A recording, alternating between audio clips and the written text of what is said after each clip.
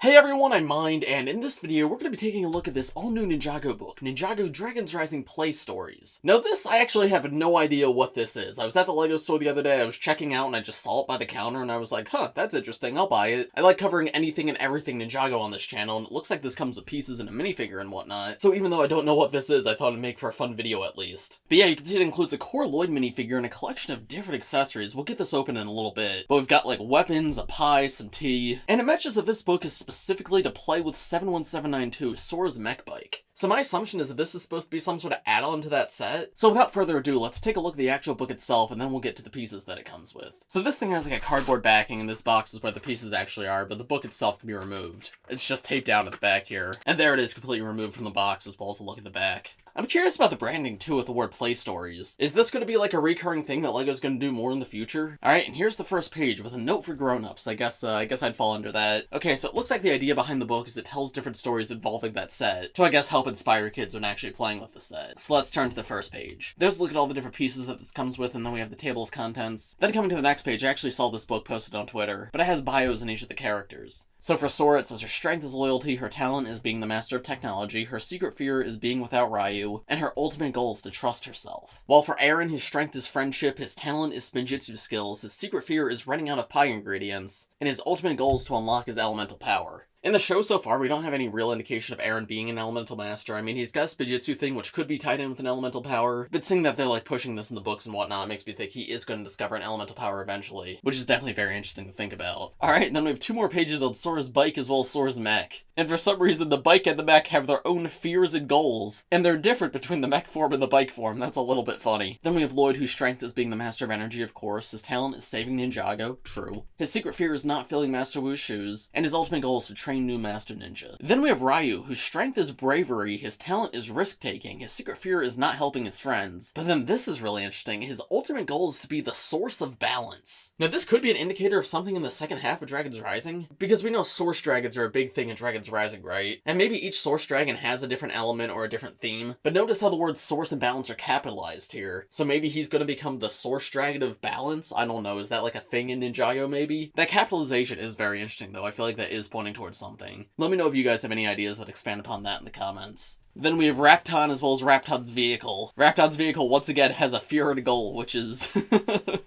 kind of funny. Okay, then here are the actual play stories. Sora's mech is broken and she needs to fix it. Make up a story about how she gets it working again. And then it gives you like 3 suggestions on how that could happen. Then we also have Lloyd plays a practical joke on Aaron while training. Make up a story about Lloyd's prank. And once again, you got 3 suggestions there. I actually quite like the photography here. It's actual LEGO photography like what you see on Instagram. As someone who comes from the LEGO Instagram community, that makes me really happy to see that in like official LEGO media. Here we have Swap and Drop, which actually seems to be a little comic. Again, that's so much fun. These were all over Instagram back in the day, so seeing it in official form is actually pretty cool.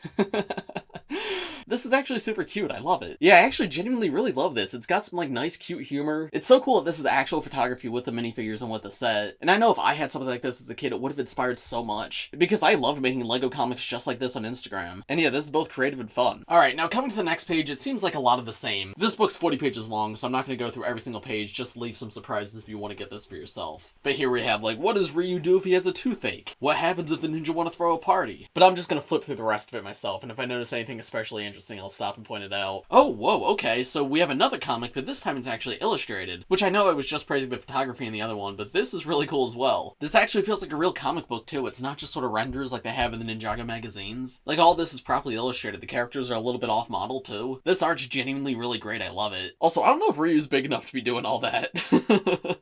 Okay, this one's a little different. It's like a seek and find page, but it's also maybe meant to be a coloring book because it's all in black and white. And here we have another story done in the same style. That's actually so cool that each of the stories are done differently. One was like a photography comic, one was an illustrated comic, and this one's more of just a short story with illustrations. We've got yet another photography comic here, and then there's a few more story ideas, and then that's actually the end of the book. Okay, this is actually really cool. I like this a lot. I think for kids especially, this is fantastic. I love how it ties into one specific set too. I think it actually does a really good job of achieving its goal to give kids like ideas to inspire their own stories, because there's so many different things in this book and they're all centered around this one set plus the accessories in this set. I really hope LEGO does more of these in the future. Now for older collectors, I don't know if this book's necessarily going to be for you. It is very much to inspire kids playing with stuff, but I'll get more into that later in this video because of course first we have to take a look at the actual LEGO pieces that it comes with. So now let's get that part open. Alright, let's open up this little box right here. It actually pulls out to its own individual little box. We can pop this open, and all the pieces are just sort of loose in there so we can pour them out.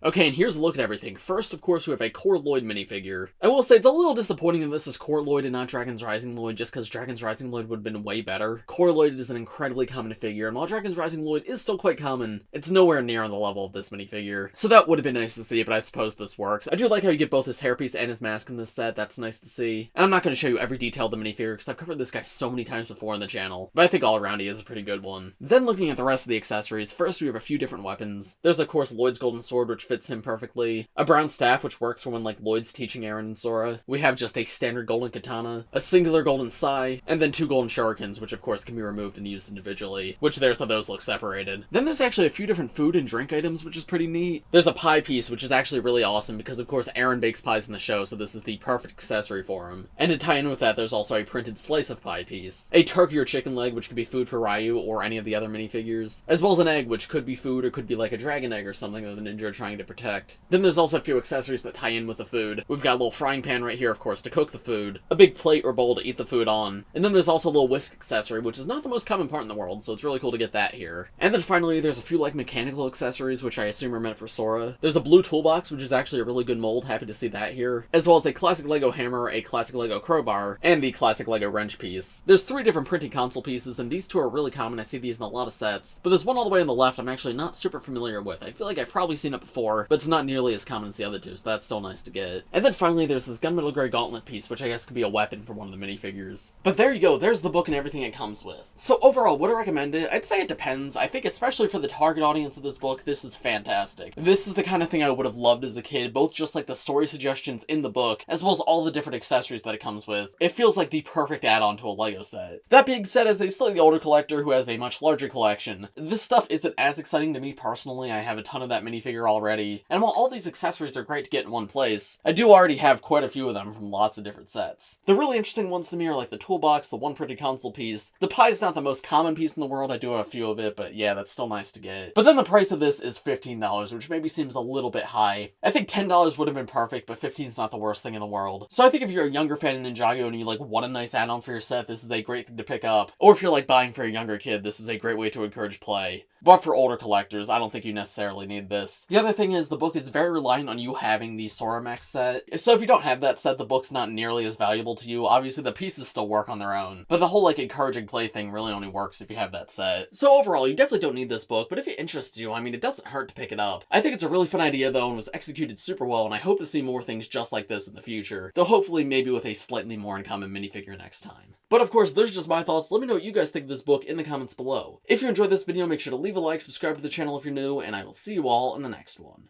Bye!